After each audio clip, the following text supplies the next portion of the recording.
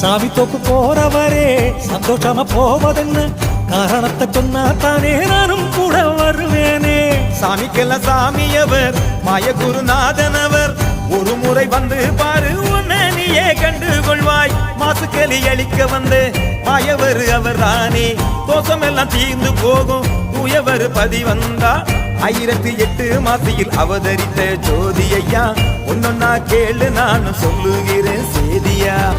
ஊரெல்லாம் சாமி உண்டு, போய் வந்த பலனும் உண்டு, சாமி தோப்பில் என்ன உண்டு சரியாக சொல்லும் ஐயா. நாளெல்லாம் கோவில் பதி கோடி கோடி இருந்தாலும் முன்வினையை தீர்க்கும் பதி சாமி தோப்பு அதுதானே. அம்மையப்ப நானவர் அமர்ந்திருக்கும் தோப்பு பதி, நம்பிக்கை வச்சு வந்தா மாறும் நம்ம தலைவிதி.